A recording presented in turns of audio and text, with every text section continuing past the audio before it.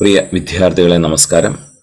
+2 business സ്റ്റഡീസിലെ രണ്ടാമത്തെ ചാപ്റ്ററായ principles of management ആണ് നമ്മൾ ഇന്ന് ഇവിടെ റിവിഷൻ ചെയ്യുക.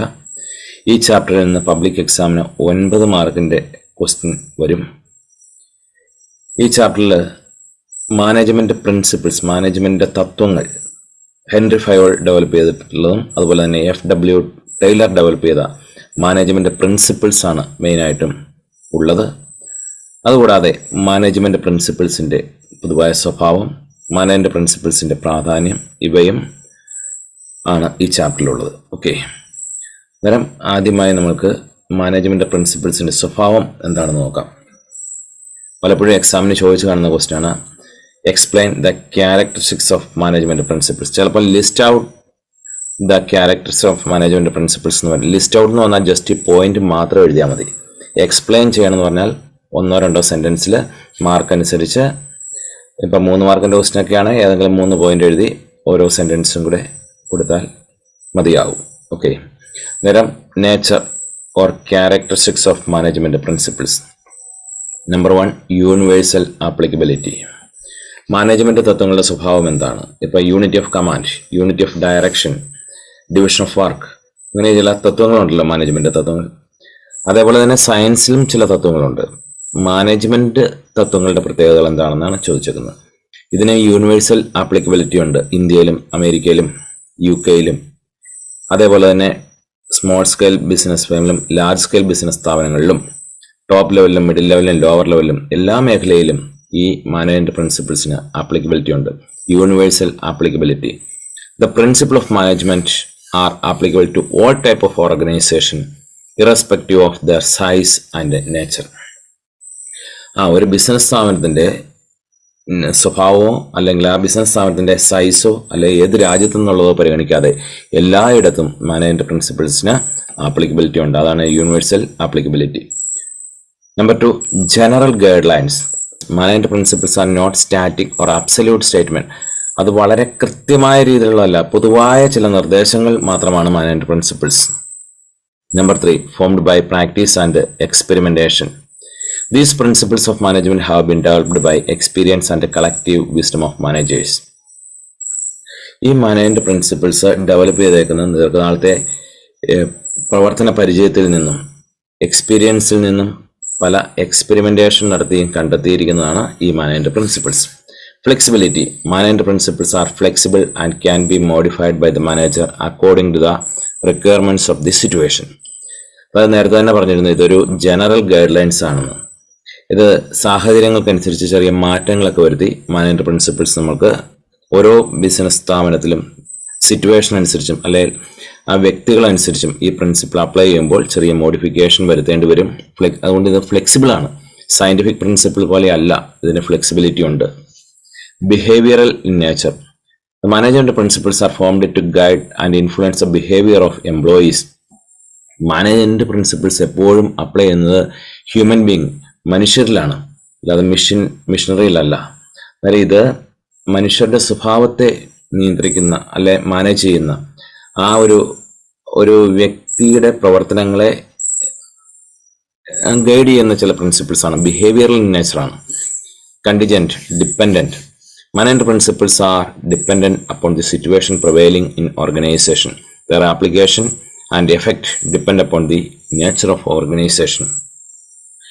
Management principles അപ്ലൈ ചെയ്യുന്നത് ഇറ്റ് ഡിപ്പെൻസ് എന്ന് പറയാറില്ലേ, അതിനെ ആശ്രയിച്ചിരിക്കും. ആ സാഹചര്യത്തെയോ അല്ലെ ആ വ്യക്തികളെയോ ആശ്രയിച്ചിരിക്കും പ്രിൻസിപ്പിൾസ് ഏത് രീതിയിൽ അപ്ലൈ ചെയ്യണം എന്നുള്ളത്.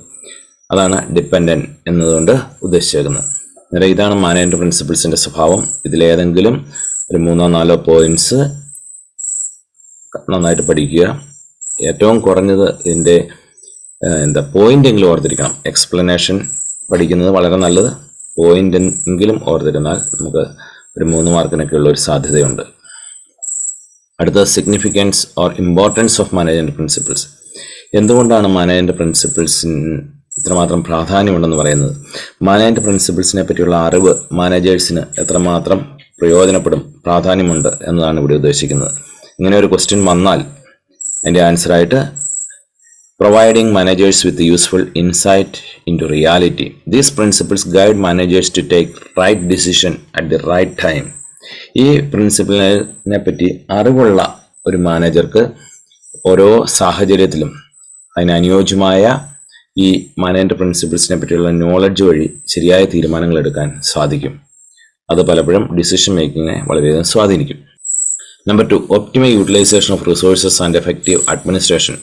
Principles of management equip managers to foresee the cause and effect relationship of their decision and action. Management principles മാനേജറെ സജ്ജരാക്കും എന്ന് പറഞ്ഞാൽ ആ പ്രിൻസിപ്പിൾസ് അറിയാവുന്ന അതിനെപ്പറ്റി ബോധ്യമുള്ള മാനേജർക്ക് കോസ് ആൻഡ് എഫക്ട് റിലേഷൻഷിപ്പ് അറിയാം. ഇന്നത് ചെയ്താൽ ഇന്നതാണ്. അതായത് division of work leads to specialisation. അതിനെപ്പറ്റി പിന്നെ ട്രയൽ ആൻഡ് എറർ മെത്തേഡ് നടത്തേണ്ട ആവശ്യമില്ല. അതിനെപ്പറ്റി അറിവുള്ളവർക്ക് ഇന്ന പ്രവൃത്തി ചെയ്താൽ ഇന്ന ആക്ഷൻ എടുത്താൽ ഇതായിരിക്കും റിസൾട്ട് എന്നറിയാം. അങ്ങനെയുള്ളപ്പോൾ നമ്മുടെ ബിസിനസ് സ്ഥാപനത്തിന്റെ റിസോഴ്സസ് മാക്സിമം ഒപ്റ്റിമൽ യൂട്ടിലൈസേഷൻ നടത്താൻ അവരെ കൊണ്ട് സാധിക്കും. Therefore, the wastage associated with the trial and error approach is reduced. Number 3, scientific decisions. Management principles help managers to take thoughtful decision. ശാസ്ത്രീയമായ തീരുമാനം എടുക്കാൻ പറ്റും. കാരണം ഇത് ദീർഘകാലത്തെ എക്സ്പീരിയൻസിൽ നിന്ന് കണ്ടെത്തിയിട്ടുള്ളതാണ് ഈ പ്രിൻസിപ്പിൾസ്. അതുകൊണ്ട് ഈ പ്രിൻസിപ്പിൾസിനെ അടിസ്ഥാനമാക്കി തീരുമാനം എടുത്താൽ അത് സയന്റിഫിക് ഡിസിഷൻ, ശാസ്ത്രീയ തീരുമാനങ്ങളായിരിക്കും. മീറ്റിംഗ് ചേഞ്ചിങ് ഈ environment requirement. Management principles help managers to implementing the changes in the right direction and right level in the organization. നമ്മുടെ ബിസിനസ് എൻവയോൺമെന്റ് എപ്പോഴും ചേഞ്ച് ചെയ്തുകൊണ്ടിരിക്കുക. ആ ചേഞ്ച് ചെയ്യുന്ന സാഹചര്യങ്ങൾക്കനുസരിച്ച് ഉചിതമായ തീരുമാനങ്ങൾ എടുക്കാൻ മാനേജ്മെന്റ് പ്രിൻസിപ്പിൾസിനെ പറ്റി ബോധ്യമുള്ള ഒരു മാനേജർക്ക് സാധിക്കും. Fulfilling social responsibility. Principles of management have been developed in such a way that they help in fulfilling social responsibility. Business ഒരു സാമൂഹിക സ്ഥാപനമാണ്, അല്ലെ സോഷ്യൽ ഇൻസ്റ്റിറ്റ്യൂഷൻ ആണെന്ന് നിങ്ങൾക്കറിയാം. എന്നാൽ ഈ മാനേജ്മെന്റ് പ്രിൻസിപ്പിൾസ് ഡെവലപ്പ് ചെയ്തിരിക്കുന്നത് ഈ മാനേജ്മെന്റ് പ്രിൻസിപ്പിൾസ് അപ്ലൈ ചെയ്താൽ ഓട്ടോമാറ്റിക്കലി സോഷ്യൽ റെസ്പോൺസിബിലിറ്റി പാലിച്ചിരിക്കും. കാരണം അതിനനുസരിച്ചാണ് ഈ പ്രിൻസിപ്പിൾസ് ഡെവലപ്പ് ചെയ്തിരിക്കുന്നത്. നേരം മാനേജ്മെന്റ് പ്രിൻസിപ്പിൾസ് അപ്ലൈ ചെയ്താൽ ഓട്ടോമാറ്റിക്കലി സോഷ്യൽ റെസ്പോൺസിബിലിറ്റി ഫുൾഫിൽ ചെയ്യാൻ സാധിക്കും. Base for management training, education and research. Management principles are used as A basis for management training, education and research. Management മേഖലയിൽ നടക്കുന്ന ട്രെയിനിങ്ങും അല്ലെങ്കിൽ മാനേജ്മെന്റ് പഠനവും മാനേജ്മെന്റ് റിസർച്ച് എല്ലാം അടിസ്ഥാനമാക്കിയിരിക്കുന്നത് ഈ മാനേജ്മെന്റ് പ്രിൻസിപ്പിൾസിനെ ബേസ് ചെയ്ത്. അതായത് ഇതിനെപ്പറ്റിയുള്ള ഒരു അറിവ് ഈ +2 ലെവലിൽ നിങ്ങൾ പഠിക്കുന്ന ഈ ഹെൻറി ഫയലിന്റെ FW ടൈലറിന്റെ മാനേജ്മെന്റ് പ്രിൻസിപ്പിൾസ് അത് എല്ലാ മേഖലയിലും അപ്ലൈ ചെയ്യപ്പെടുന്നതാണ്. അത് ഏത് ഹയർ ലെവൽ സ്റ്റഡീസിലും ഇതാണ് ഇതിന്റെ അടിസ്ഥാനം, ബേസ്.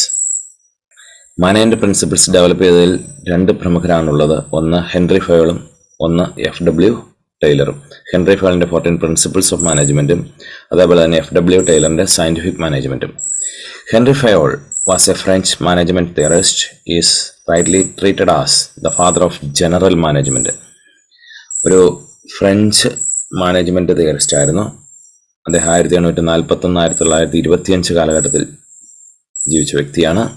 അദ്ദേഹത്തിന്റെ ദീർഘകാലത്തെ എക്സ്പീരിയൻസിൽ നിന്ന് അദ്ദേഹം കണ്ടെത്തിയ തത്വങ്ങളാണ് 14 പ്രിൻസിപ്പിൾസ് ഓഫ് മാനേജ്മെന്റ് ആയിട്ട് പബ്ലിഷ് ചെയ്തിരിക്കുന്നത്. ഏതാണ്ട് 100 വർഷങ്ങൾക്ക് മുമ്പ് ഡെവലപ്പ് ചെയ്ത മാനേജ്മെന്റ് പ്രിൻസിപ്പിൾസിന് ഇന്നും അതേ രീതിയിൽ തന്നെ പ്രസക്തിയുണ്ട് എന്നത് പ്രത്യേകം ശ്രദ്ധിക്കുക. ഇപ്പോൾ ഹെൻറി ഫയോളിന്റെ 14 പ്രിൻസിപ്പിൾസ് ഓഫ് മാനേജ്മെന്റ് 8 മാർക്കിന്റെ എസ്സേ ആയിട്ട് സാധാരണ എല്ലാ എക്സാമിനും വരാറുണ്ട്. ഇപ്പോൾ ഒന്നാൽ ചിലപ്പോൾ ഏതെങ്കിലും 4 point, principle of division of work, principle of equity, principle of subordination of individual interest to general interest, principle of unity of direction, അങ്ങനെയൊക്കെ ഏതെങ്കിലും സ്പെസിഫിക് ആയിട്ട് 4 പോയിന്റ് പറഞ്ഞ് എക്സ്പ്ലെയിൻ ചെയ്യാൻ പറഞ്ഞാൽ അത് അല്പം കൂടെ ഡീറ്റെയിൽ ആയിട്ട് എഴുതേണ്ടി വരും. കാരണം ഓരോന്നിനും 2 മാർക്കിന്റെ വെച്ച് ഒരു 3-4 സെന്റൻസിലൊക്കെ എഴുതേണ്ടി വരും. അല്ല 8 പോയിന്റ് എഴുതാൻ പറഞ്ഞാൽ 2-3 സെന്റൻസിൽ 8 പോയിന്റ് എഴുതുക. അല്ലെങ്കിൽ 14 പ്രിൻസിപ്പിൾസ് ഓഫ് മാനേജ്മെന്റ് വന്നാൽ 14 പ്രിൻസിപ്പിൾസും എഴുതേണ്ടി വരും. 1-2 സെന്റൻസിൽ വളരെ ചുരുക്കി എഴുതേണ്ടി വരും. അല്ലാതെ ക്വസ്റ്റൻ ഏത് രീതിയിൽ വരുന്നു എന്നതിനെ അനുസരിച്ചിരിക്കും. അല്ലാതെ വളരെ ഡീറ്റെയിൽ ആയിട്ട് ഓരോ പോയിന്റ് എഴുതാൻ പോയാൽ നമുക്ക് 8 മാർക്കിന് ഉള്ള ക്വസ്റ്റൻ ആകുമ്പോൾ കൂടുതൽ പോയിന്റ് വരുമ്പോൾ അത് ഓവർ ഡീറ്റെയിൽ ആയിട്ട് എഴുതിയതുകൊണ്ട് കാര്യമില്ല. 14 പ്രിൻസിപ്പിൾസ് ഓഫ് മാനേജ്മെന്റ് നമുക്ക് നോക്കാം. Number 1, principle of division of work. Number 2, principle of authority and responsibility. Number 3, principle of discipline, principle of unity of command, principle of unity of direction, principle of subordination of individual interest to general interest, principle of remuneration of employees, principle of centralization and decentralization, scalar chain, order, equity, stability of tenure of personnel, initiative, esprit de corps. ഇതിലാകത്തെ principle of division of work, ജോലിയുടെ വിഭജനം. According to this principle, the total work in an organization is to be divided into small tasks, and each task should be assigned to individual worker according to his ability and qualification. ഈ Henry ഫാളിൻ്റെ ഇത്രയും നാളത്തെ എക്സ്പീരിയൻസിൽ നിന്ന് അദ്ദേഹം കണ്ടെത്തിയതാണ് ഈ 14 principles. അതിലൊന്നാമത്തെയാണ് തൊഴിലിൻ്റെ വിഭജനം. അതായത് ഒരു business സ്ഥാപനത്തിലെ ടോട്ടൽ വർക്കിനെ, മൊത്തം തൊഴിലിനെ പലതായിട്ട് ഡിവൈഡ് ചെയ്യും. ചെറിയ ചെറിയ പോർഷനായിട്ട് ഡിവൈഡ് ചെയ്യും. ഇപ്പോൾ ഒരു കാർ മാനുഫാക്ചറിങ് ഫേം ആണെങ്കിൽ അതിൽ പെയിൻറ്റിംഗ് ഉണ്ട്, അല്ലെങ്കിൽ എൻജിൻ വർക്കുണ്ട്, ബോഡി വർക്കുണ്ട്, ഇങ്ങനെ ഇലക്ട്രിക്കൽ വർക്കുണ്ട്, ഇങ്ങനെ നിരവധി വർക്കുണ്ട്. പെയിൻറ്റിങ്ങിൽ തന്നെ ഓരോ സെക്ഷൻ വീണ്ടും തിരിക്കാം. അങ്ങനെ ഓരോ ടോട്ടൽ വർക്കിനെ പലതായിട്ട് ചെറിയ ചെറിയ ജോലികളായിട്ട് ഡിവൈഡ് ചെയ്ത് ആ ഓരോ ചെറിയ ജോലിയും ഓരോരുത്തരുടെയും കഴിവനുസരിച്ച്, അല്ലെ വിദ്യാഭ്യാസ യോഗ്യത അനുസരിച്ച്, സ്കില്ലനുസരിച്ച് ഓരോരുത്തരെ ഏൽപ്പിക്കുന്നു. അവരത് സ്ഥിരമായിട്ട് ചെയ്യുന്നു. അങ്ങനെ സ്ഥിരമായിട്ട് ചെയ്യുമ്പോൾ അവരതിൽ എക്സ്പേർട്ട് ആകുന്നു, അവരതിൽ സ്പെഷ്യലിസ്റ്റ് ആകുന്നു. സ്പെഷ്യലിസ്റ്റ് ആകുമ്പോൾ കൂടുതൽ സ്പീഡിൽ ചെയ്യാൻ പറ്റും, കൂടുതൽ പെർഫോമൻസ് അവരിൽ നിന്ന് കിട്ടും. ഇതൊക്കെയാണ് ഈ തത്വം കൊണ്ട് ഉദ്ദേശിക്കുന്നത്. Number 2, principle of authority and responsibility, അധികാരവും ഉത്തരവാദിത്വവും. Authority means power to take decision, തീരുമാനങ്ങൾ എടുക്കാൻ അല്ലെ ഓർഡർ ഇടാനുള്ള ഒരാളുടെ അവകാശത്തെയാണ് അതോറിറ്റി എന്ന് പറയുന്നത്. Responsibility means obligation to complete the job assigned on time, ഓരോരുത്തരെ ഏൽപ്പിച്ച ജോലി സമയബന്ധിതമായി കറക്റ്റായിട്ട് പറഞ്ഞിരിക്കുന്നത് പോലെ പൂർത്തീകരിക്കാനുള്ള ഇതിനാണ് ഉത്തരവാദിത്വം എന്ന് പറയുന്നത്. According to this principle there must be a balance parity between authority and responsibility. ഒരാൾക്ക് അധികാരം മാത്രം കൊടുത്താൽ പോരാ, ഉത്തരവാദിത്വം വേണം. ഒരാൾക്ക് ഉത്തരവാദിത്വം മാത്രം പോരാ, അത് ചെയ്യാനുള്ള അധികാരവും വേണം. അന്നേരം അതൊരു ബാലൻസ് ചെയ്ത് വേണം. അധികാരവും വേണം, ഉത്തരവാദിത്വവും ഒരാളിൽ വേണം. അന്നേരം അതൊന്ന് ബാലൻസ് ചെയ്ത് വേണം കൊടുക്കാൻ എന്നാണ് ഹെൻറി ഫാൾ പറയുന്നത്. നമ്പർ 3, പ്രിൻസിപ്പിൾ ഓഫ് ഡിസിപ്ലിൻ, അച്ചടക്കം ഉണ്ടായിരിക്കണം. Discipline means obedience, respect of authority and observance of established rules. ഒരു സ്ഥാപനത്തിലെ നിയമങ്ങളും ചട്ടങ്ങളും അനുസരിച്ച് പ്രവർത്തിക്കുന്നതിനെയാണ് അച്ചടക്കം എന്ന് പറയുന്നത്. ഒരു സ്ഥാപനത്തിൽ നിയമങ്ങളുണ്ട്, ചട്ടങ്ങളുണ്ട്, അത് അംഗീകരിച്ച്, മേലധികാരിയെ അംഗീകരിച്ച് പ്രവർത്തിക്കുന്ന ആ അവസ്ഥയ്ക്കാണ് ഡിസിപ്ലിൻ. എല്ലാ സ്ഥാപനത്തിലും ഡിസിപ്ലിൻ ഉണ്ടായിരിക്കണം, എല്ലാ തലങ്ങളിലും ഡിസിപ്ലിൻ ഉണ്ടായിരിക്കണം എന്നാണ് അദ്ദേഹം പറയുന്നത്. According to Fayol, discipline is required not only on the part of workers but also on the part of management people. വർക്കേഴ്സിന് മാത്രം പോരാ, മാനേജേഴ്സിനും ഡിസിപ്ലിൻ ഉണ്ടായിരിക്കണം. ടു എൻഷുർ ഡിസിപ്ലിൻ, ഒരു ഡിസിപ്ലിൻ സ്ഥാപനത്തിൽ ഉറപ്പുവരുത്താൻ എന്താ ചെയ്യേണ്ടത്? Requires good supervisors at all level, എല്ലാ മേഖലയിലും ഈ സൂപ്പർവൈസേഴ്സ് ഉണ്ടായിരിക്കണം. Clear and fair agreement and careful application of penalties, അവിടെ ചട്ടങ്ങളുണ്ടായിരിക്കണം. ആ നിയമങ്ങൾ തെറ്റിക്കുന്നവരെ, ഡിസിപ്ലിൻ പാലിക്കാത്തവരൊക്കെ വേണ്ടി പെനാൽറ്റീസ് കൊടുക്കണം. ഇതെല്ലാം ആണ് ഹെൻറി ഫാളിൻ്റെ ഡിസിപ്ലിൻ എന്ന പ്രിൻസിപ്പിൾ കൊണ്ട് ഉദ്ദേശിക്കുന്നത്. അടുത്ത principle of unity of command, ഏകാന്തമായ ഉത്തരവ്, unity of command. According to Fayol, there should be one and only one boss for every individual employee. ഒരു എംപ്ലോയിക്ക് ഒരു ബോസേ പാടുള്ളൂ. അതായത് ഒരാൾക്ക് നിർദ്ദേശം നൽകാൻ അതിൻ്റെ മേളിൽ ഒരാളെ പാടുള്ളൂ. പലരും നിർദ്ദേശം നൽകുമ്പോൾ ഈ വർക്കർ കൺഫ്യൂസ്ഡ് ആകും. ഒരാൾ ഒരു കാര്യം ചെയ്യാൻ പറയും, വേറൊരാൾ വന്ന് വേറൊരു കാര്യം ചെയ്യാൻ പറയും. അപ്പോൾ രണ്ടുപേരുടെ കാര്യങ്ങളും പാലിക്കാൻ അദ്ദേഹത്തിന് പറ്റാതെ വരും. അങ്ങനെ അദ്ദേഹം കൺഫ്യൂസ്ഡ് ആകും. അതുകൊണ്ട് ഒരു വർക്കർക്ക് എപ്പോഴും ഒരു ബോസേ പാടുള്ളൂ. ഒരാൾ മാത്രമേ ഒരു വർക്കർക്ക് ഓർഡർ കൊടുക്കാൻ പാടുള്ളൂ. An individual employee should receive orders from one and only superior at A time. ഒരു സമയം ഒരു എംപ്ലോയി ഒരു മേൽ ജീവനക്കാരൻ്റെ സുപ്പീരിയറുടെ ഓർഡർ മാത്രമേ സ്വീകരിക്കാനുള്ള അവസരം വരാൻ പാടുള്ളൂ. അല്ലാതെ ഒരാൾക്ക് തന്നെ ഓർഡർ കൊടുക്കുന്ന ഒരു സിറ്റുവേഷൻ അവോയ്ഡ് ചെയ്യണമെന്നാണ് അദ്ദേഹം പറയുന്നത്. And be answerable to only one superior. ഒരു ജോലി റിപ്പോർട്ട് ചെയ്യാൻ, അതായത് ചെയ്തു കഴിഞ്ഞാൽ അല്ലെ അതുമായിട്ട് ബന്ധപ്പെട്ട റിപ്പോർട്ടിംഗ് എല്ലാം ഒരു പോയിന്റിലേ പാടുള്ളൂ. ഒരാളുടെ അടുത്ത് റിപ്പോർട്ട് ചെയ്താൽ മതി. If there is more than one superior there can be contradictory orders. ഒന്നിൽ കൂടുതൽ സുപ്പീരിയർ ഉണ്ടെങ്കിൽ ഒരാൾ പറയുന്നതിന് ഘടകവിരുദ്ധമായിട്ടായിരിക്കും ചിലപ്പോൾ മറ്റേയാൾ പറയുക. അതിൻ്റെ കോൺട്രാഡിക്ടറി ഓർഡേഴ്സ് അവോയ്ഡ് ചെയ്യാൻ ഒരു വർക്കർക്ക് ഒരു സൂപ്പർവൈസർ മതി, ഒരു സുപ്പീരിയർ മതി എന്നാണ് പറയുക. അടുത്ത principle of unity of direction, ഏക ലക്ഷ്യം. Unity of direction means there must be A single plan and A single head for the activities with the same objectives.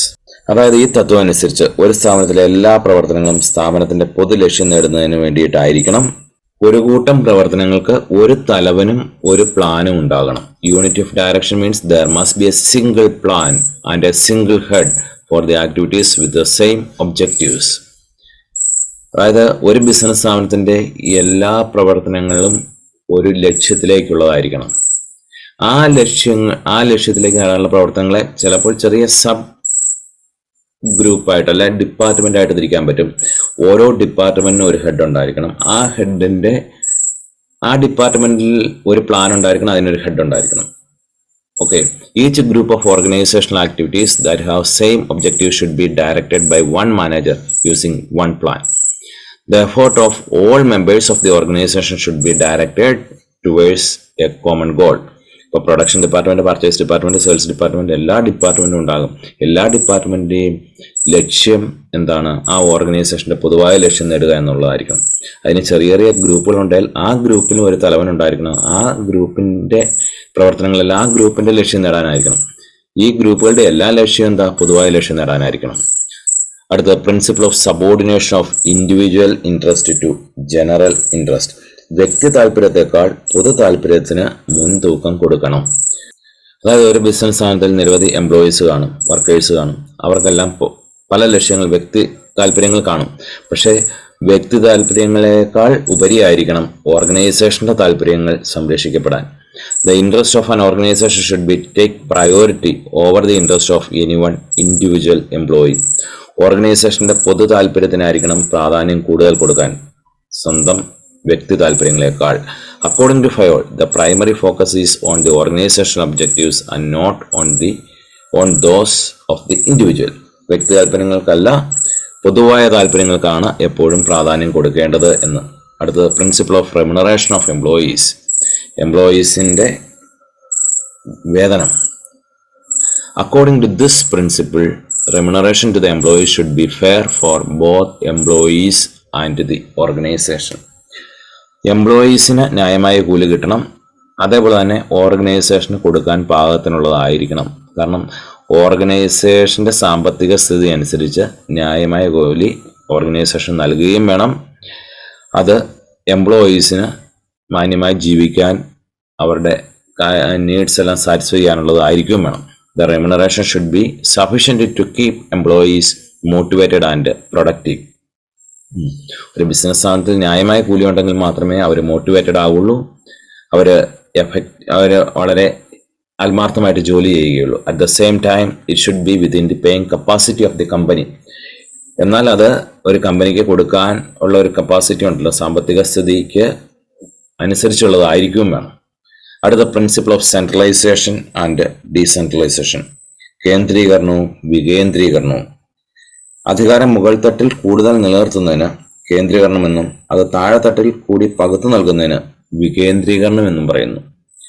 അതായത് എല്ലാ അധികാരങ്ങളും സെൻട്രലിൽ ടോപ്പ് ലെവലിൽ കോൺസെൻട്രേറ്റ് ചെയ്യുന്നതിനെ സെൻട്രലൈസേഷൻ എന്നും, അത് വികേന്ദ്രീകരണം താഴെ മിഡിൽ ലെവലിലേക്കും ലോവർ ലെവലിലേക്കും അധികാരങ്ങൾ പകർന്നു കൊടുക്കുന്നതിനെ, ഡെലിഗേറ്റ് ചെയ്ത് കൊടുക്കുന്നതിനെ ഡീസെൻട്രലൈസേഷൻ എന്നും പറയുന്നു. Centralisation means concentration of authority in few hands at the top level. ഏതാനും ചിലരിൽ മാത്രം, ടോപ്പ് ലെവലിലുള്ള ഏതാനും ചിലരിലേക്ക് മാത്രം അധികാരങ്ങളെല്ലാം കോൺസെൻട്രേറ്റ് ചെയ്യുന്നതിനെയാണ് സെൻട്രലൈസേഷൻ എന്ന് പറയുന്നത്. Decentralisation means delegation or distribution of authority through out all the levels of the organisation. ഓർഗനൈസേഷന്റെ താഴെ തട്ടിലേക്ക്, മിഡിൽ ലെവലിലേക്കും ലോവർ ലെവലിലേക്കും അധികാരങ്ങൾ വിട്ടുകൊടുക്കുന്നതിനെയാണ് വികേന്ദ്രീകരണം എന്ന് പറയുന്നത്. When the power to take decision is given to the person performing the job, it is called decentralization. According to Fayol, an organization must not be completely centralized or decentralized. There should be a match between the two, depending upon the size, nature and the location of business.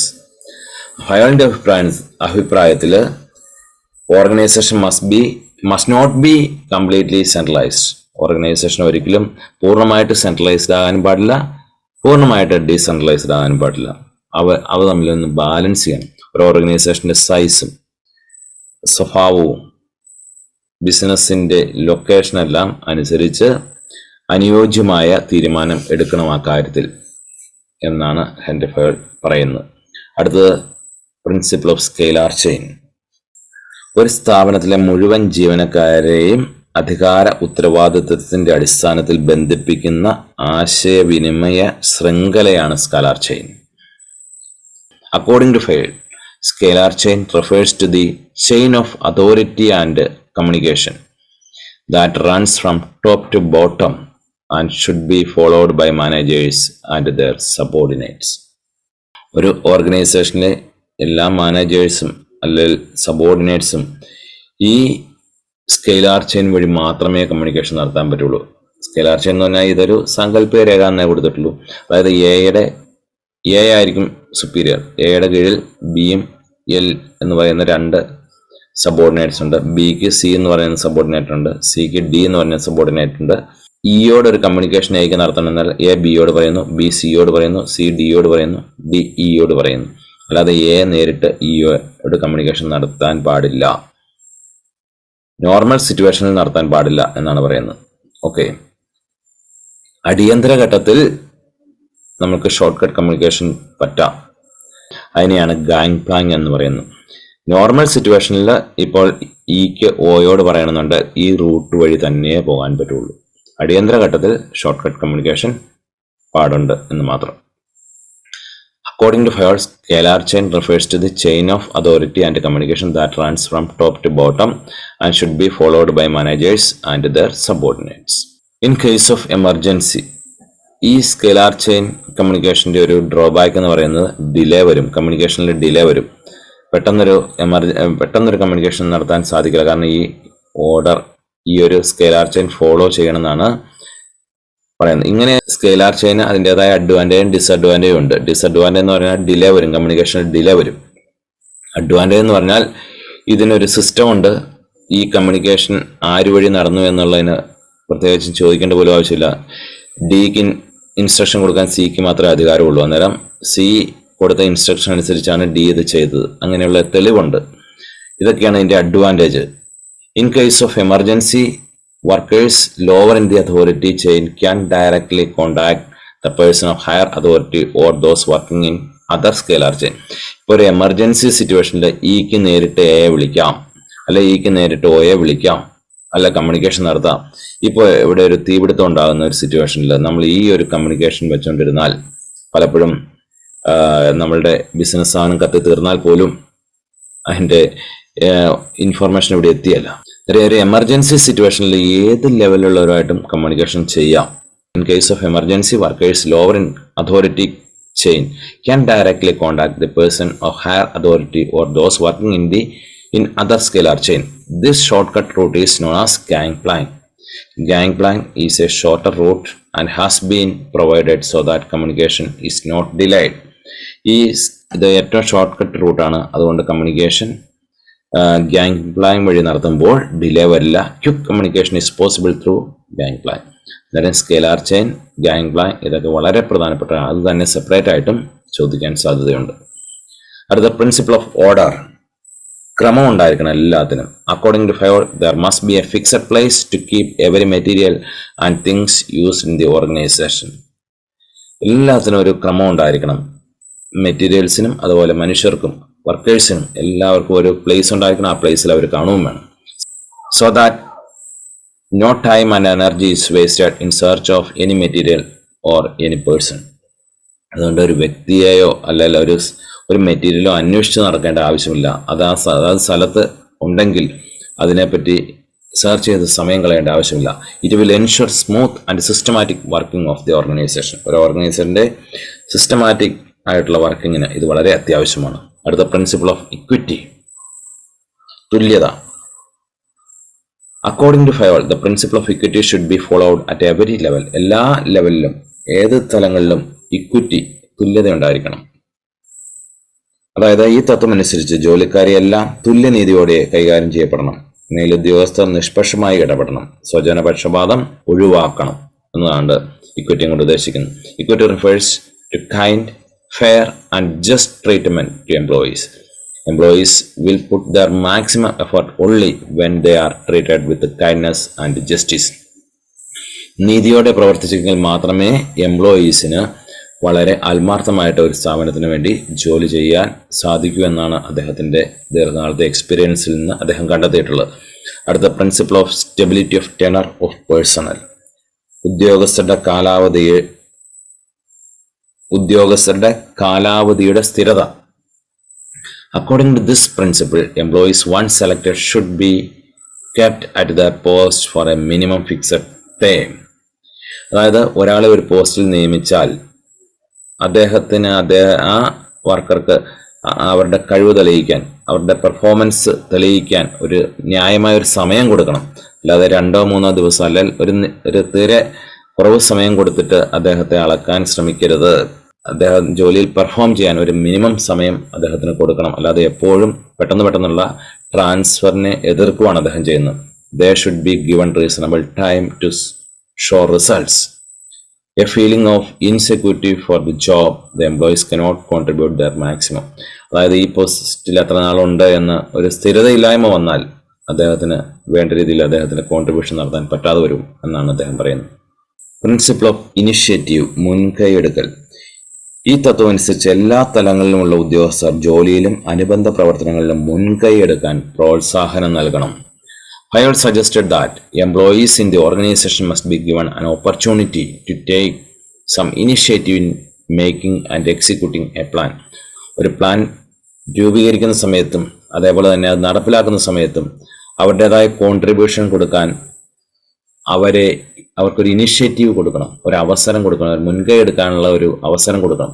Initiative gives freedom to its employees to suggest their new ideas, experiences and more convenient method of work. ഒരു കാര്യം plan ചെയ്യുമ്പോൾ എംപ്ലോയീസിന് അവരുടെ suggestions നൽകാനുള്ള ഒരു അവസരം കൊടുക്കണം. ചിലപ്പോൾ manager ഐഡിയയേക്കാൾ നല്ല ഐഡിയ ചിലപ്പോൾ എംപ്ലോയീസിൻ്റെ കയ്യിലുണ്ടെങ്കിൽ അത് അവരോട് എക്സ്പ്രസ് ചെയ്യാനുള്ള ഒരു അവസരം അവർക്ക് കൊടുക്കണം. അത് നല്ലതെങ്കിൽ അംഗീകരിക്കണം എന്നതാണ് ഹെൻറി ഫയൽ പറയുക. അടുത്ത principle of esprit de corps, union is strength. According to Fayol, management should promote a team spirit in the organisation and all the employees must consider themself as member of the organisation. ഒരു team spirit സൃഷ്ടിക്കാൻ എപ്പോഴും manager തയ്യാറായിരിക്കണം. അതായത് എല്ലാവർക്കും ഒരു V feeling, നമ്മുടെ എന്ന ഒരു ഇതിലേക്ക് എത്തണം. അല്ലാതെ നിങ്ങളുടെ ഞങ്ങളുടെ എന്നുള്ളതല്ല, നമ്മുടെ എന്ന ഒരു ഫീലിംഗിലേക്ക് എത്തണം. വി ഫീലിംഗ് ഉണ്ടാകണം. A manager should replace I with we in all his conversations with workers to foster team spirit. എപ്പോൾ സംസാരിക്കുമ്പോൾ ഞാൻ എന്നത് ഒഴിവാക്കി നമ്മൾ എന്ന രീതിയിൽ, ചെറിയ കാര്യത്തിൽ ഇടപെടുമ്പോഴും നമ്മൾ എന്നുള്ള രീതിയിലേക്ക് ആകണം. അങ്ങനെ ടീം സ്പിരിറ്റ് ക്രിയേറ്റ് ചെയ്യണം എന്നാണ് അദ്ദേഹം പറയുന്നത്. I will put emphasise on team work because team contribution is always better than individual contribution. ഒരു ടീം എഫേർട്ടിനാണ് എപ്പോഴും മുൻതൂക്കം കൊടുക്കേണ്ടത്, ടീം വർക്കിനാണ് പ്രാധാന്യം കൊടുക്കേണ്ടത് എന്നാണ് ഹെൻറി ഫയൽ പറയുക. അന്നേരം ഈ 14 പ്രിൻസിപ്പിൾസ് നമ്മൾ പഠിച്ചപ്പോൾ നമുക്ക് മനസ്സിലായത് ഇത് ഏത് മേഖലയിലും അപ്ലൈ ചെയ്യാം. നമ്മളുടെ ബിസിനസ്സിൽ അപ്ലൈ ചെയ്യാം, നമ്മുടെ സ്കൂളിൽ അപ്ലൈ ചെയ്യാം, നമ്മളുടെ വീടുകളിൽ പോലും ഇതിന് പലതിനും പ്രാധാന്യമുണ്ട്. അന്നേരം വളരെ നല്ല കുറേ സജഷൻസ് ആണ്, വളരെ നല്ല കുറേ തത്വങ്ങളാണ് ഹെൻറി ഫയലിൻ്റെ 14 പ്രിൻസിപ്പിൾസ് ഓഫ് മാനേജ്മെന്റ്. അടുത്തത് FW Taylor's scientific management. Frederick Winslow Taylor was an American mechanical engineer. FW Taylor is regarded as father of scientific management. Scientific management പിതാവ് ആരാണെന്ന് പലപ്പോഴും ചോദിക്കാറുണ്ട്. FW ടൈലർ ആണ്. അദ്ദേഹം ഒരു അമേരിക്കൻ മെക്കാനിക്കൽ എഞ്ചിനീയർ ആയിരുന്നു. What is scientific management developed by FW Taylor? എന്താണ് ശാസ്ത്രീയ management? Scientific management is the application of science for each and every element of management.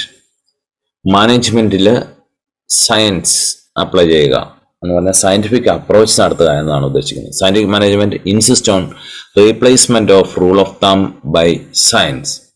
നേരത്തെ എന്ത് ചെയ്തു അത് തന്നെ, അതിനാണ് റൂൾ ഓഫ് തമ്പ് എന്ന് പറയുന്നത്. നേരത്തെ എന്ത് ചെയ്തു അത് തന്നെ റിപ്പീറ്റ് ചെയ്യുക. അല്ലെ എൻ്റെ മുൻഗാമി എന്ത് ചെയ്തു അതനുസരിച്ച് വീണ്ടും വരുന്ന മാനേജേഴ്സ് ചെയ്യുക. അല്ല കഴിഞ്ഞ തവണ എന്ത് ചെയ്തു അത് തന്നെ ഇത്തവണയും ചെയ്യുക. അതിനാണ് റൂൾ ഓഫ് തമ്പ് എന്ന് പറയുന്നത്. അത് ഒഴിവാക്കി ഓരോ തവണ നമ്മൾ തീരുമാനങ്ങൾ എടുക്കുമ്പോഴും ശാസ്ത്രീയ പഠനം നടത്തിയിട്ട് വേണം തീരുമാനമെടുക്കാൻ എന്നാണ് FW ടൈലർ പറയുന്നത്. It means decision in the organisation should be taken on the base of scientific studies. ശാസ്ത്രീയ പഠനങ്ങൾ അനുസരിച്ച് വേണം തീരുമാനങ്ങൾ എടുക്കാൻ എന്നാണ് സയന്റിഫിക് മാനേജ്മെന്റ് വഴി FW ടൈലർ പറയുക. Scientific management includes scientific study and analysis of work, scientific selection and training of employees, standardization of raw materials, tools and working conditions, reasonable remuneration to employees, integration of coordination of available resources. Scientific management scientific study and analysis of work, എല്ലാ വർക്കിനെയും ശാസ്ത്രീയമായി പഠനം നടത്തണം. Scientific selection and training of എംപ്ലോയീസിനെ select ചെയ്യുമ്പോൾ തന്നെ ശാസ്ത്രീയമായിട്ട് ഉള്ള രീതിയിലാണ് സെലക്ട് ചെയ്യേണ്ടത്. Standardisation of raw materials, tools and working condition, എല്ലാം സ്റ്റാൻഡർഡൈസ് ആയിരിക്കണം. റോ മെറ്റീരിയൽസിൻ്റെ കാര്യത്തിലും ടൂൾസിൻ്റെ കാര്യത്തിലും വർക്കിംഗ് കണ്ടീഷൻ എല്ലാം സ്റ്റാൻഡർഡൈസ് ആയിരിക്കണം. റീസണബിൾ റെമ്യൂണറേഷൻ ടു എംപ്ലോയീസിന് ന്യായമായ പ്രതിഫലം കൊടുക്കണം. Integration and coordination of available resources, നമ്മളുടെ അവൈലബിൾ റിസോഴ്സസ് ഏകോപനം ഉണ്ടാകണം, കോർഡിനേഷൻ ഉണ്ടാകണം. According to Taylor, scientific management consist in knowing what you want men to do exactly and seeing to it that they do it in the best and the cheapest manner. Knowing what you want, ഒരു manager എന്ന നിലയിൽ എന്താണ് ചെയ്യേണ്ടത് എന്ന് ആദ്യമേ നമ്മൾ തന്നെ മനസ്സിലാക്കണം.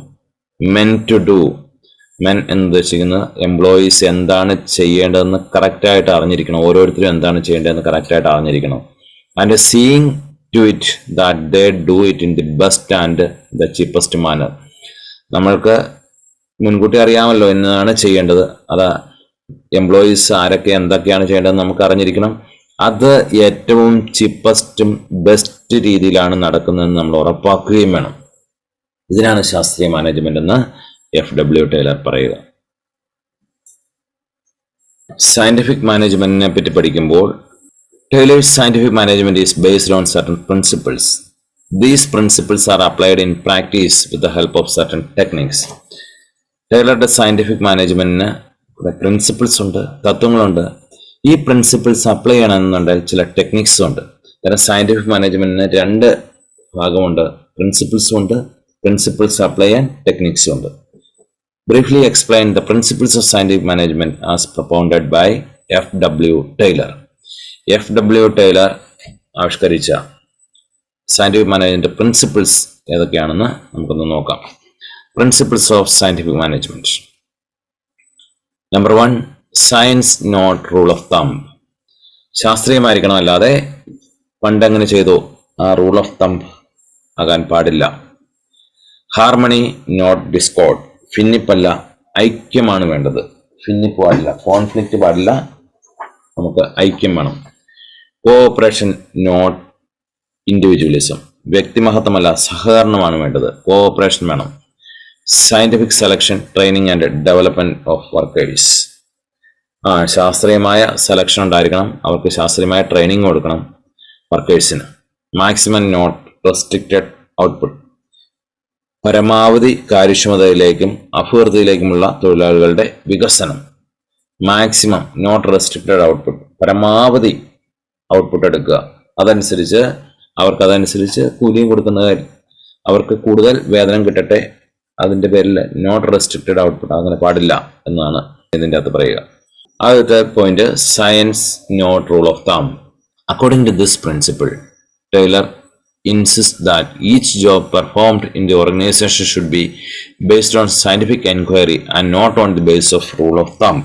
മാനേജ്മെന്റ് തീരുമാനങ്ങൾ എടുക്കേണ്ടത് ശാസ്ത്രീയ വിശകലനത്തിലൂടെയും അന്വേഷണത്തിലൂടെയായിരിക്കണം എന്നതാണ് ഈ തത്വം പറയുന്നത്. ഒരിക്കലും ഭാഗ്യ പരീക്ഷണങ്ങൾക്ക് മുതിരരുത്. എന്ന് പറഞ്ഞാൽ ട്രയൽ ആൻഡ് എറർ മെത്തേഡ് നടത്തരുത്. ഒന്ന് ചെയ്തു നോക്കി അത് നല്ലതാണോ എന്ന് നോക്കി അങ്ങനെ ഭാഗ്യപരീക്ഷണം നടത്തിയല്ല തീരുമാനങ്ങൾ എടുക്കേണ്ടത്. ശാസ്ത്രീയമായ പഠനം നടത്തി വ്യക്തമായ കാഴ്ചപ്പാടോടെ ആയിരിക്കണം ഓരോ കാര്യത്തിലും തീരുമാനങ്ങൾ എടുക്കേണ്ടത്.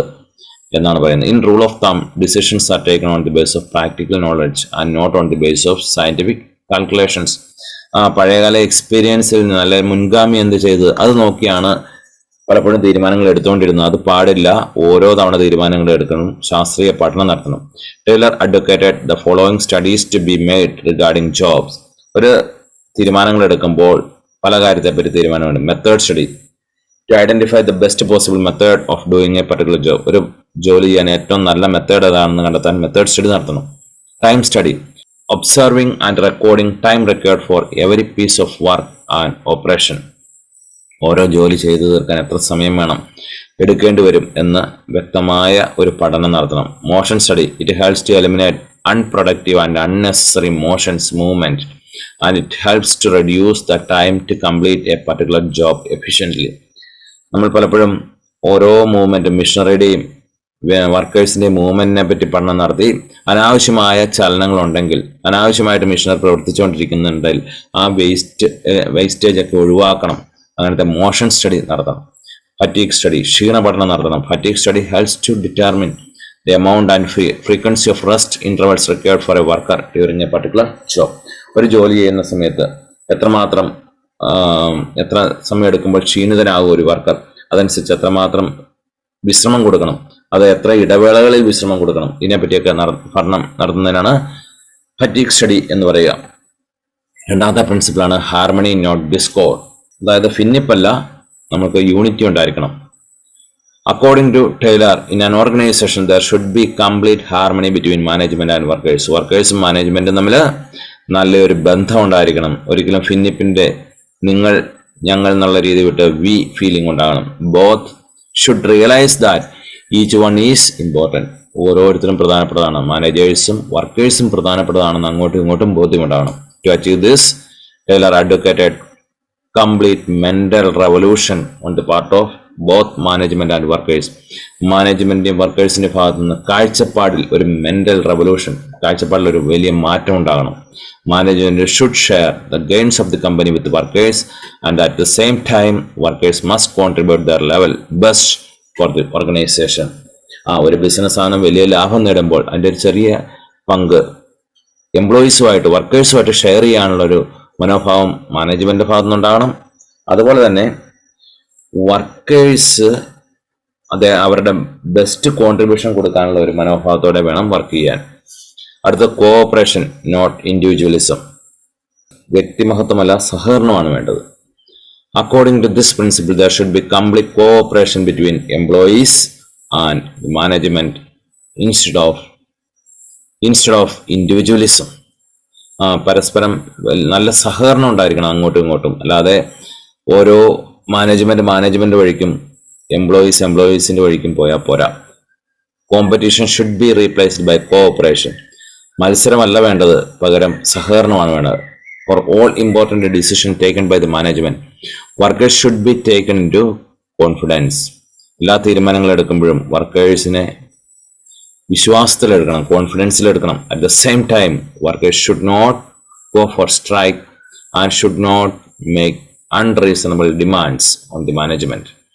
അതേസമയം വർക്കേഴ്സിന്റെ മനോഭാവം എന്തായിരിക്കണം, അല്ലെ വർക്കേഴ്സിന്റെ ആറ്റിറ്റ്യൂഡ് എന്തായിരിക്കണം?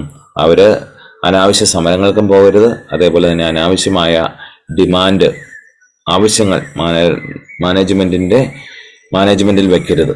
അടുത്തത് scientific selection, training and development of workers. ആയിട്ട് വേണം വർക്കേഴ്സിനെ സെലക്ട് ചെയ്യാൻ, ട്രെയിനിങ് കൊടുക്കാൻ. Industrial efficiency depends upon the efficiency of workers. ഒരു ബിസിനസ് സ്ഥാപനത്തിന്റെ എഫിഷ്യൻസി എന്ന് പറയുന്നത് വർക്കേഴ്സിന്റെ എഫിഷ്യൻസിയാണ്. Workers efficiency depend upon proper selection, training and assigning duties according to the qualification. ഈ വർക്കേഴ്സ് എഫിഷ്യന്റ് ആണെങ്കിൽ അവരെ സെലക്ട് ചെയ്യുമ്പോൾ മറ്റു താല്പര്യങ്ങളൊന്നും പരിഗണിക്കാതെ അവരുടെ കഴിവ് നോക്കി, എഡ്യൂക്കേഷൻ, ക്വാളിഫിക്കേഷൻ, സ്കില്ലെല്ലാം നോക്കി വേണം അവരെ സെലക്ട് ചെയ്യാൻ.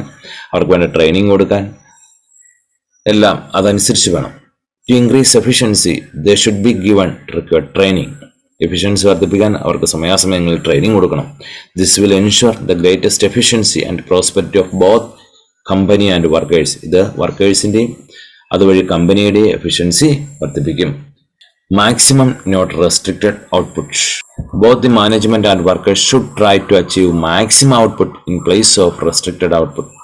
പരമാവധി ഔട്ട്പുട്ട് നേടാൻ രണ്ടു കൂട്ടരും ശ്രമിക്കണം. This will be benefited to both the parties. വർക്കേഴ്സിനും മാനേജ്മെന്റിനും നേട്ടമാണ്. ഒരു ബിസിനസ് സ്ഥാപനത്തിൽ മാക്സിമം ആത്മാർത്ഥതയോടെ വർക്ക് ചെയ്യാൻ വർക്കേഴ്സ് തയ്യാറാകണം. അതനുസരിച്ച് ബിസിനസ് സ്ഥാപനം വലിയ ലാഭം നേടുമ്പോൾ ആ ലാഭത്തിൻ്റെ ഒരു ചെറിയ വിഹിതം അതിനു വേണ്ടിയിട്ട് ജോലി ചെയ്ത ജോലിക്കാർക്ക് കൊടുക്കാനുള്ള ഒരു മാനസികാവസ്ഥ മാനേജ്മെന്റ് ഭാഗത്തു നിന്നുണ്ടാകണം. Maximum output will result in higher wages for workers and greater profit for the management.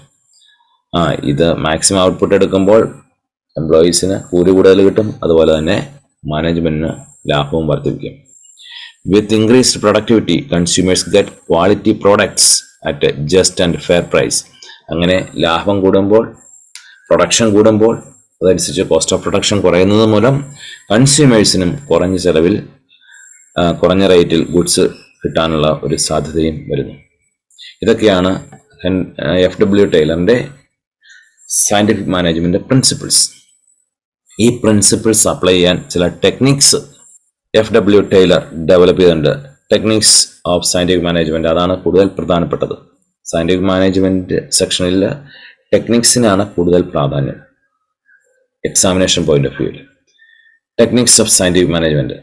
Principles of scientific management are applied in practice with the help of certain techniques. Various techniques of scientific management are discussed below. Functional foremanship, standardization and simplification of work. Work study. Work studyയിൽ time study ഉണ്ട്, method study ഉണ്ട്, motion study ഉണ്ട്, fatigue study ഉണ്ട്. Then differential piece wage system. ഇവയാണ് techniques of scientific management എന്നറിയപ്പെടുക. അതിൽ എക്സാമിന് ഏറ്റവും കൂടുതൽ ചോദിച്ചു കാണുന്ന ഒരു ഭാഗമാണ് functional foremanship. In this technique Taylor suggested the division of factory into departments, planning department and production department. അതായത് ഒരു ഫാക്ടറിയിലെ പ്രവർത്തനങ്ങളെ രണ്ടായിട്ട് അദ്ദേഹം തിരിച്ചു. പ്ലാനിംഗ് ഇൻചാർജും പ്രൊഡക്ഷൻ ഇൻചാർജും, പ്ലാനിംഗ് ഡിപ്പാർട്ട്മെന്റും പ്രൊഡക്ഷൻ ഡിപ്പാർട്ട്മെന്റും.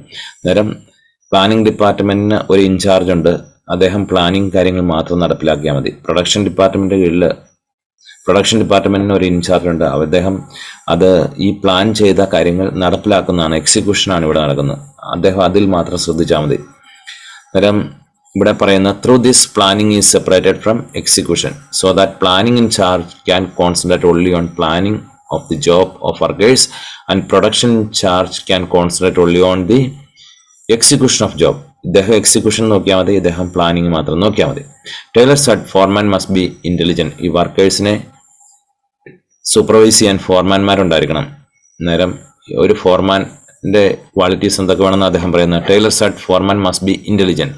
ഫോർമാൻ ഇന്റലിജന്റ് ആയിരിക്കണം, നല്ല ബുദ്ധിയുള്ള ആളായിരിക്കണം, എഡ്യൂക്കേറ്റഡ് ആയിരിക്കണം, വിദ്യാഭ്യാസ യോഗ്യത ഉണ്ടായിരിക്കണം, എനർജറ്റിക് ആയിരിക്കണം, അതുപോലെ തന്നെ സത്യസന്ധനായിരിക്കണം, ഹോണസ്റ്റ് ആയിരിക്കണം, പ്രൊഫഷണൽ എക്സ്പെർട്ട് ആയിരിക്കണം. ഇതെല്ലാം തികഞ്ഞവരെ കണ്ടെത്താൻ ബുദ്ധിമുട്ടാണ്. All these qualities cannot be found in one person. So Taylor stressed on having minimum 8 experts, 4 under each department, to order and guide workers. അന്നേരം അദ്ദേഹം പറയുന്നത് ഓരോ ഫോർമാനും എഡ്യൂക്കേഷൻ ക്വാളിഫിക്കേഷൻ ഉണ്ടായിരിക്കണം, സത്യസന്ധനായിരിക്കണം, എനർജറ്റിക് ആയിരിക്കണം, എക്സ്പെർട്ട് ആയിരിക്കണം എന്നൊക്കെ പറയുന്നുണ്ട്. ഇതെല്ലാം തികഞ്ഞവരെ കിട്ടാൻ ബുദ്ധിമുട്ടുള്ളതുകൊണ്ട് അദ്ദേഹം പറഞ്ഞു 8 പേരെ നമുക്ക് വേണം. കാരണം ഓരോരുത്തരും ഓരോ മേഖലയിൽ എക്സ്പെർട്ട് ആയിട്ടുള്ളവരെ ഓരോ മേഖലയിൽ നിയമിക്കുക. അങ്ങനെ 8 ഫോർമാൻമാരുണ്ട്. 4 എണ്ണം പ്ലാനിംഗ് ഡിപ്പാർട്ട്മെന്റിലും 4 എണ്ണം പ്രൊഡക്ഷൻ ഡിപ്പാർട്ട്മെന്റിലും വേണം. 4 വർക്കേഴ്സ്. ഫോർമാൻമാർ 4 പേര്. ഈ സെക്ഷനിലുള്ള ഒരു ഫോർമാനാണ്. 8 പേര് വേണമെന്നാണ് പറയുന്നത്. 8 പേര് പ്ലാനിംഗ് ഡിപ്പാർട്ട്മെന്റ്, 4 പേര് പ്ലാനിംഗ് ഡിപ്പാർട്ട്മെന്റിലും 4 പേര് പ്രൊഡക്ഷൻ ഡിപ്പാർട്ട്മെന്റിലും. അതായത് ഇവർ ഓരോ കാര്യത്തിൽ ഇവിടെ ഇപ്പോൾ പറഞ്ഞിട്ടുണ്ട് ഓരോരുത്തരുടെയും ജോബ് എന്താണ്. റൂട്ട് ക്ലർക്കിന്റെ ജോലി എന്താണ്? Route clerk, this foreman is responsible for determine the sequence of steps for completing a particular job. ഒരു ജോലിയിൽ ഏത് ആദ്യമേ ചെയ്യണം, ഏത് രണ്ടാമത് ചെയ്യണം, ആ നിർദ്ദേശങ്ങൾ കൊടുക്കുന്നത് റൂട്ട് ക്ലർക്കായിരിക്കും. അന്നേരം ഈ ഫോർമാൻമാർ എല്ലാ വർക്കേഴ്സിനെയും നിയന്ത്രിക്കുന്നുണ്ട്, പക്ഷെ ഓരോ കാര്യത്തിലാണെന്ന് മാത്രം. യൂണിറ്റി ഓഫ് കമാൻഡിന് എതിരല്ലിത്. കാരണം ഇദ്ദേഹം നിർദ്ദേശം കൊടുക്കുന്ന ഇത് റൂട്ട് ക്ലർക്ക് സീക്വൻസിന്റെ കാര്യത്തിൽ മാത്രമേ നിർദ്ദേശം കൊടുക്കുകയുള്ളൂ. ആ കാര്യത്തിൽ വേറെ ആരും ഇടപെടുകയില്ല. ഓക്കെ. അടുത്ത ഇൻസ്ട്രക്ഷൻ കാർഡ് ക്ലർക്ക്. ഇത് ഇദ്ദേഹത്തിന്റെ പൊസിഷൻ എന്താ? He issues instruction to workers to be followed by them. Workers follow ചെയ്യേണ്ട ഇൻസ്ട്രക്ഷൻസ്, ഇതുപോലെയുള്ള നിർദ്ദേശങ്ങൾ കൊടുക്കാനുള്ള അധികാരം ഇൻസ്ട്രക്ഷൻ കാർഡ് ക്ലർക്കിനുള്ള. അദ്ദേഹത്തിന്റെ ജോലി അത് മാത്രമേ ഉള്ളൂ. അന്നേരം അദ്ദേഹം അതിൽ എക്സ്പെർട്ട് ആയിരിക്കും. അതിനു വേണ്ടി അതിൽ പ്രത്യേക കഴിവുള്ള ആളെയാണ് ആ മേഖലയിൽ നിയമിക്കുക. അടുത്ത time and cost clerk. He records time taken for completion of a job and also prepare cost sheet for every job. Time and cost ക്ലർക്കാണ് ഓരോ വർക്കറും ഓരോ ജോലി ചെയ്യുമ്പോൾ അതിൻ്റെ എത്ര സമയം എടുത്താണ് ജോലി ചെയ്തത്, അന്നേരം കോസ്റ്റ് ഷീറ്റൊക്കെ തയ്യാറാക്കാനുള്ള ഉത്തരവാദിത്തമാണ് ടൈം ആൻഡ് കോസ്റ്റ് ക്ലർക്കിന്. അടുത്ത disciplinarian. He ensures that each job is being performed in a disciplined manner. അച്ചടക്കത്തോടെയാണ് എല്ലാ വർക്കേഴ്സും ജോലി ചെയ്യുന്നതെന്ന് ഉറപ്പാക്കുന്നത് ഡിസിപ്ലിനറിയൻ്റെ ജോലിയാണ്. അന്നേരം അദ്ദേഹം അതിൽ അച്ചടക്കവുമായിട്ട് ബന്ധപ്പെട്ട കാര്യത്തിൽ ഇദ്ദേഹമാണ് തീരുമാനങ്ങൾ എടുക്കുന്നത്. ഇദ്ദേഹമായിരിക്കും ആ കാര്യത്തിൽ നിർദ്ദേശങ്ങൾ എല്ലാ വർക്കേഴ്സിനും കൊടുക്കുക. അടുത്തത് പ്രൊഡക്ഷൻ ഡിപ്പാർട്ട്മെന്റിലെ ഫോർമാൻമാര്, പേര് gang boss. He arranges all the machine tools and other resources required for performance of the job so that there is no delay. Workers രാവിലെ ജോലിക്ക് എത്തുമ്പോഴേക്കും ആ സമയത്ത് മെഷീനറി എല്ലാം റെഡി ആയിരിക്കും, റോ മെറ്റീരിയൽസ് റെഡി ആയിരിക്കും. ഇതിൻ്റെ എല്ലാം ഉത്തരവാദിത്തം ഗാങ് ബോസ് ആണ്. അദ്ദേഹമാണ് ഇത് ഉറപ്പാക്കുന്നത്. അടുത്തത് സ്പീഡ് ബോസ്.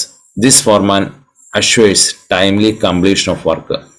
സമയത്ത് ജോലി പൂർത്തിയാക്കി സമയം പാലിക്കുക എന്ന ഉത്തരവാദിത്വമാണ് സ്പീഡ് ബോസിനുള്ളത്. സ്പീഡ് ബോസ് ആണ് സമയത്തിന്റെ കാര്യങ്ങൾ, ഇദ്ദേഹമാണ് സ്പീഡ് ബോസ് ആണ് സമയത്ത് കാര്യങ്ങളെല്ലാം ചെയ്യുന്നുണ്ട്. അല്ല സ്പീഡ് കുറവാണ്, സ്പീഡ് കൂട്ടാനുള്ള നിർദ്ദേശങ്ങൾ കൊടുക്കുന്നത്, അതുമായിട്ട് ബന്ധപ്പെട്ട തീരുമാനങ്ങളെല്ലാം എടുക്കുന്നത് അദ്ദേഹമാണ്. അടുത്ത repair boss. This Forman taken care of the maintenance of the machine. ഒരു ഫാക്ടറിയിൽ നിരവധി മെഷീൻസ് കാണും, അതിൻ്റെ മെയിൻ്റനൻസ് സമയാസമയങ്ങളിൽ സർവീസ് ചെയ്യണം, അതുമായിട്ട് ബന്ധപ്പെട്ട എല്ലാ കാര്യങ്ങളും ചെയ്യുന്നത് റിപ്പയർ ബോസ് ആണ്. അടുത്ത inspector. This Forman keeps a cheque on the quality control of the output. ഒരു ബിസിനസ് സ്ഥാപനത്തിൽ ഫാക്ടറിയിൽ ഔട്ട്പുട്ട് എന്ന് പറയുന്നത് പ്രോഡക്റ്റ്സ് ആണ്. ഈ പ്രോഡക്റ്റ്സ് എല്ലാം പ്രൊഡ്യൂസ് ചെയ്ത് കഴിയുമ്പോൾ ചെക്ക് ചെയ്ത് ഇടയ്ക്ക് റാൻഡമായിട്ട് ചെക്ക് ചെയ്ത് ക്വാളിറ്റി ഉറപ്പുവരുത്തുന്നത്, ഗുണമേന്മയുടെ കാര്യത്തിൽ ഉറപ്പാക്കുന്നത് ഇൻസ്പെക്ടറുടെ ഉത്തരവാദിത്വമാണ്. അന്നേരം 8 ഫോർമാൻമാരുണ്ടായിരിക്കണം, 4 പേര് പ്ലാനിങ് ഡിപ്പാർട്ട്മെന്റിലും 4 പേര് പ്രൊഡക്ഷൻ ഡിപ്പാർട്ട്മെന്റിലും. ഇങ്ങനെയായിരിക്കണം ഒരു ഫാക്ടറിയിലെ പ്രവർത്തനങ്ങൾ നടക്കേണ്ടത് എന്നാണ് FW ടൈലർ പറയുന്നത്. അദ്ദേഹം സയന്റിഫിക് മാനേജ്മെന്റ് അപ്ലൈ ചെയ്യുമ്പോൾ അതിന് ചില ടെക്നിക്സ് ഉണ്ടെന്ന് പറഞ്ഞാൽ അതിലൊരു പ്രധാനപ്പെട്ട ടെക്നിക്സ് ആണ് ഫങ്ഷണൽ ഫോർമാൻഷിപ്പ്. അടുത്ത standardisation and simplification of work. Standardization refers to the process of setting standard for every business activity. എല്ലാ ബിസിനസ് പ്രവർത്തനങ്ങൾക്കും സ്റ്റാൻഡേർഡ് ഉണ്ടായിരിക്കണം. It must be standardisation of process. നമ്മളുടെ ബിസിനസ്സിലെ പ്രവർത്തനങ്ങൾ, പ്രോസസ്സ്, പ്രൊഡക്ഷൻ പ്രോസസ്സിന് ഒരു സ്റ്റാൻഡേർഡ് ഉണ്ടായിരിക്കണം. റോ മെറ്റീരിയൽസ് സ്റ്റാൻഡേർഡ് ആയിരിക്കണം. ഒരു പർട്ടിക്കുലർ വർക്ക് ചെയ്യാനുള്ള സമയം സ്റ്റാൻഡേർഡ് ടൈം ഉണ്ടായിരിക്കണം.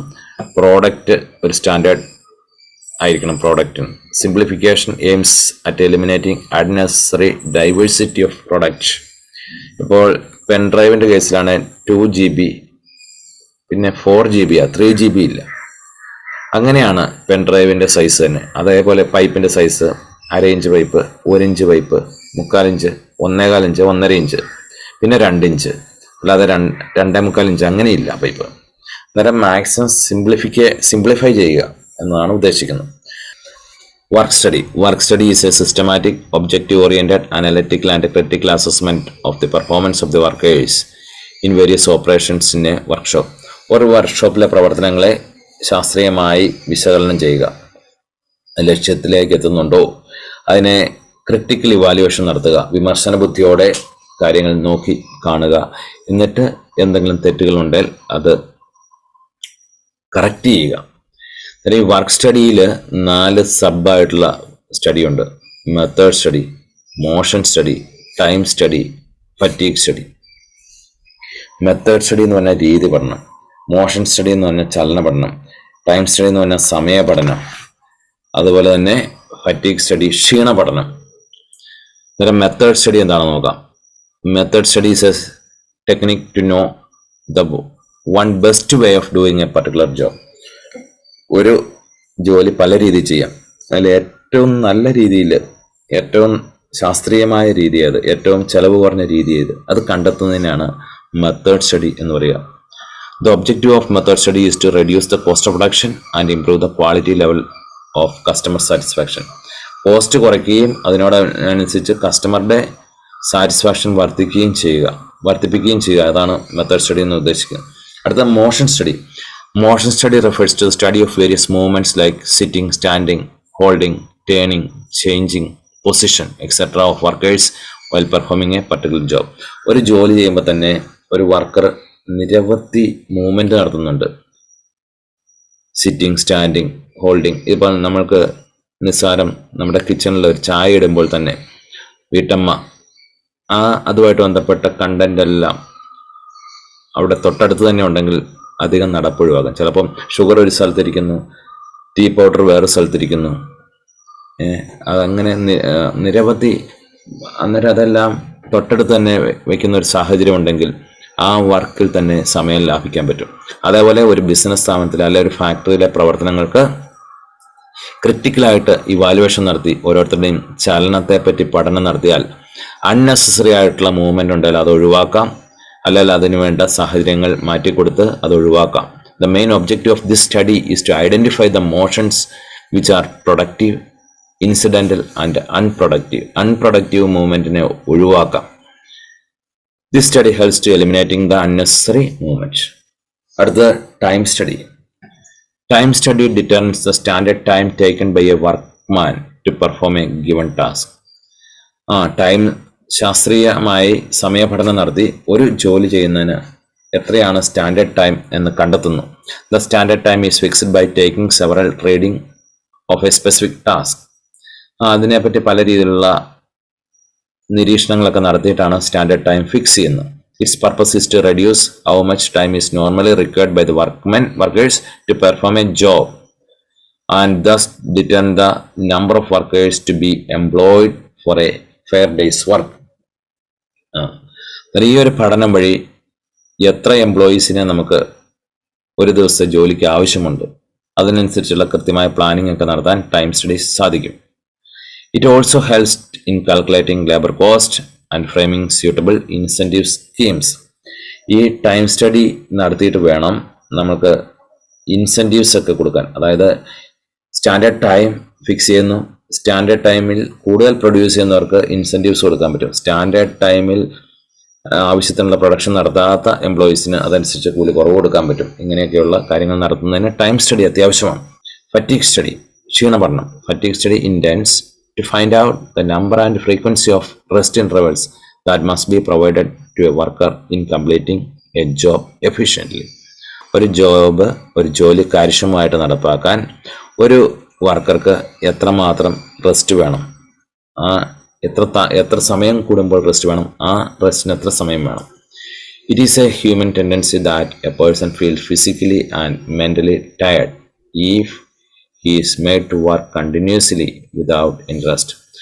റെസ്റ്റ് ഇല്ലാതെ ജോലി ചെയ്താൽ മനുഷ്യർക്ക് ക്ഷീണം വരും. മെഷീൻ അങ്ങനെ പ്രശ്നമില്ല, പക്ഷെ മനുഷ്യർക്ക് ക്ഷീണം വരും. അതുകൊണ്ട് ന്യായമായ റെസ്റ്റ് കൊടുത്തെങ്കിൽ മാത്രമേ അയാളുടെ എനർജി വീണ്ടെടുത്ത് വീണ്ടും കാര്യക്ഷമമായിട്ട് ജോലി ചെയ്യാൻ സാധിക്കൂ. ലാസ്റ്റ് ടെക്നിക്സ് ആണ് ഡിഫറൻഷ്യൽ പീസ് വേജ് സിസ്റ്റം. വ്യത്യസ്ത തരത്തിലുള്ള ശമ്പള വ്യവസ്ഥ. ടൈലർ 2 തരത്തിലുള്ള ശമ്പള വ്യവസ്ഥയാണ് മുന്നോട്ട് വെച്ചത്. കാര്യക്ഷമതയോടെ പ്രവർത്തിക്കുന്നവർക്ക് ഉയർന്ന വേതനവും കാര്യക്ഷമത കുറഞ്ഞവർക്ക് കുറഞ്ഞ വേതനവും. അതായത് എഫിഷ്യൻ്റ് ആയിട്ട് വർക്ക് ചെയ്യുന്നവർക്ക് കൂടുതൽ, അതായത് നിശ്ചിത സ്റ്റാൻഡേർഡ് ഫിക്സ് ചെയ്യും. സ്റ്റാൻഡേർഡിൽ കൂടുതൽ യൂണിറ്റ് പ്രൊഡ്യൂസ് ചെയ്തവർക്ക് ഹയർ റേറ്റ് വെച്ചുള്ള വേതനം കൊടുക്കും. സ്റ്റാൻഡേർഡിൽ കുറവാണ് പ്രൊഡ്യൂസ് ചെയ്യുമെങ്കിൽ ഓരോ പീസിനും റേറ്റ് കുറവായിരിക്കും കൊടുക്കുക. 2 തരം റേറ്റ് ആയിരിക്കും. കാര്യക്ഷമതയുള്ളവർക്ക് കൂടിയ റേറ്റും കാര്യക്ഷമത കുറഞ്ഞവർക്ക് കുറഞ്ഞ റേറ്റും. Taylor has suggested 2 types of wages for similar work. ഒരേ ജോലിക്ക് 2 കൂലി. Higher wages for efficient workers, കൂടുതൽ കൂലി എഫിഷ്യൻ്റ് ആയിട്ടുള്ള വർക്കർക്ക് കൊടുക്കും. Lower wages for inefficient workers. Taylor classified the workers as efficient or inefficient on the base of their performance. അവരുടെ performance പ്രകടനം അനുസരിച്ചാണ് എഫിഷ്യൻസിയും ഇൻഎഫിഷ്യൻസിയും തീരുമാനിക്കുന്നത്. For example, Narmada Limited gives ₹2 per piece if one day ₹25 or more units are produced. ഇപ്പോൾ ഒരു ദിവസം 25 യൂണിറ്റോ അതിൽ കൂടുതലോ produce ചെയ്യുമെങ്കിൽ ₹2 വെച്ച് ഒരു പീസിന് കൊടുക്കും. And ₹1.50 per unit if one day less than 25 units are produce. ഇപ്പോൾ 25 യൂണിറ്റിൽ കുറവാണ് ഒരാൾ ഒരു ദിവസം പ്രൊഡ്യൂസ് ചെയ്യുന്നതെങ്കിൽ അദ്ദേഹത്തിന് പ്രൊഡ്യൂസ് ചെയ്യുന്ന യൂണിറ്റിന് ₹1.50 വെച്ച് കൊടുക്കുന്നത്. 24 യൂണിറ്റ് ആണ് ഒരാൾ പ്രൊഡ്യൂസ് ചെയ്യുന്നതെങ്കിൽ ₹1.50 വെച്ച് 24 ഇൻറ്റു 1.50. അതേസമയം 25 അതിൽ കൂടുതൽ 25 യൂണിറ്റ് അയാൾ പ്രൊഡ്യൂസ് ചെയ്താൽ 25 ഇൻറ്റു 2. അങ്ങനെ വ്യത്യാസം വരും, റേറ്റിൽ വ്യത്യാസം വരും. A worker who is producing 24 unit will get ₹36. അതായത് 24 ഇൻറ്റു 1.50 കിട്ടുള്ളൂ. വേറാസ് A worker producing 25 units will get 50. അതേസമയം 25 യൂണിറ്റ് ആണ് അദ്ദേഹം പ്രൊഡ്യൂസ് ചെയ്യുമെങ്കിൽ സ്റ്റാൻഡേർഡ് മെയിൻറ്റെയിൻ ചെയ്ത് അദ്ദേഹത്തിന് 25 ഇൻറ്റു 2 ₹50 കിട്ടും. അതായത് ഒരു യൂണിറ്റ് പ്രൊഡ്യൂസ് ചെയ്യാൻ കുറഞ്ഞപ്പോൾ എന്ത് നഷ്ടം വന്നു? ₹14. കാരണം ഇവിടെ ₹50 അദ്ദേഹത്തിന് കിട്ടിയപ്പോൾ രണ്ടാമത്തെ ആൾക്ക് ₹36 കിട്ടിയുള്ളൂ. അന്നേരം ₹14 കുറവ് വന്നു ഒറ്റ യൂണിറ്റിന്റെ വ്യത്യാസത്തിൽ. So he will be motivated to produce at least 25 units per day. അതുകൊണ്ട് സ്റ്റാൻഡേർഡ് യൂണിറ്റായ 25 യൂണിറ്റെങ്കിലും പ്രൊഡ്യൂസ് ചെയ്യാൻ അദ്ദേഹം നിർബന്ധിതനാകും, മോട്ടിവേറ്റഡ് ആകും. കാരണം 24 യൂണിറ്റ് പ്രൊഡ്യൂസ് ചെയ്താൽ ടോട്ടൽ യൂണിറ്റ്സ് പ്രൊഡ്യൂസ് ചെയ്യുന്നതിന് ₹1.50 വെച്ച് കിട്ടുള്ളൂ. അതേസമയം 25 യൂണിറ്റ് പ്രൊഡ്യൂസ് ചെയ്താൽ ടോട്ടൽ യൂണിറ്റ് പ്രൊഡ്യൂസ് ചെയ്യുന്നതിന് ₹2 വെച്ച് കിട്ടും. ഇതാണ് വർക്കർ എയും വർക്കർ ബിയും. സ്റ്റാൻഡേർഡ് ഔട്ട്പുട്ട് എന്ന് പറയുന്നത് രണ്ട് പേർക്ക് 25 യൂണിറ്റ് ആയിരുന്നു. Actual output a 24 unit produce ചെയ്തുള്ളൂ. 24-ന് ₹1.50 വെച്ച് ₹36 എക്ക് കിട്ടിയത്. ബിയോ 25 യൂണിറ്റ് ആയിരുന്നു സ്റ്റാൻഡേർഡ്, അദ്ദേഹം 25 യൂണിറ്റ് പ്രൊഡ്യൂസ് ചെയ്യുകയും ചെയ്തു. സ്റ്റാൻഡേർഡ് അറ്റൈൻ ചെയ്തുകൊണ്ട് ഹയർ റേറ്റ് ആയ ₹2 വെച്ച് കിട്ടി. 25 ഇൻറ്റു 2 50. ഒരു യൂണിറ്റിന്റെ വ്യത്യാസത്തിൽ ₹14 നഷ്ടം വന്നു. ഇതാണ് ഡിഫറൻഷ്യൽ പീസ് റേറ്റ് സിസ്റ്റം. അതുകൊണ്ട് പ്രത്യേകിച്ച് സൂപ്പർവൈസർ ഇല്ലെങ്കിൽ പോലും മോട്ടിവേറ്റഡ് ആയിരിക്കും. കാരണം പീസ് റേറ്റ് ഇവിടെ അല്ല, ടൈം റേറ്റ് അല്ല, ടൈം റേറ്റും പീസ് റേറ്റും ഉണ്ട്. ഇവിടെ പ്രൊഡ്യൂസ് ചെയ്യുന്നതിന്റെ യൂണിറ്റിന്റെ അടിസ്ഥാനത്തിലാണ് കൂലി കൊടുക്കുന്നത്. നമ്മളുടെയൊക്കെ ഇപ്പം ഒരു ഓഫീസിലൊക്കെ ആണെങ്കിൽ പീസ് റേറ്റ് അല്ല, ഫയൽ നോക്കുന്നതിന്റെ അടിസ്ഥാനത്തിലല്ല, ഒരു ദിവസം ജോലിക്ക് വന്നോ, അറ്റൻഡൻസ് രജിസ്റ്ററിൽ സൈൻ ഉണ്ടോ, അത് നോക്കിയാണ് കൂലി കൊടുക്കുന്നത്. അതിനേക്കാൾ പീസ് റേറ്റ് ആണ് ഉചിതമെന്നും ആ പീസ് റേറ്റിൽ തന്നെ ഡിഫറൻഷ്യൽ പീസ് റേറ്റ് ആണ് ഏറ്റവും ഉചിതമെന്നും ആണ് FW ടൈലർ പറയുന്നത്. അന്നേരം നമ്മളിപ്പോൾ പഠിച്ചതിൽ നിന്ന് മനസ്സിലായി സയന്റിഫിക് മാനേജ്മെന്റിന് മെയിനായിട്ട് 4 ടെക്നിക്സ് ആണുള്ളത്. Functional foremanship, standardisation and simplification of work, work study. Work സ്റ്റഡിക്ക് 4 സബ് ഡിവിഷൻ ഉണ്ട്. Method study, motion study, time study, fatigue study, പിന്നെ ഡിഫറൻഷ്യൽ പീസ് വേജ് സിസ്റ്റം. കൂടുതൽ സ്റ്റഡി മെറ്റീരിയൽസ് ലഭിക്കുന്നതിന് www.binoygeorgeonline.blogspot.org എന്ന ബ്ലോഗിൽ വിസിറ്റ് ചെയ്താൽ കൂടുതൽ സ്റ്റഡി മെറ്റീരിയൽസ് നിങ്ങൾക്ക് ലഭിക്കും.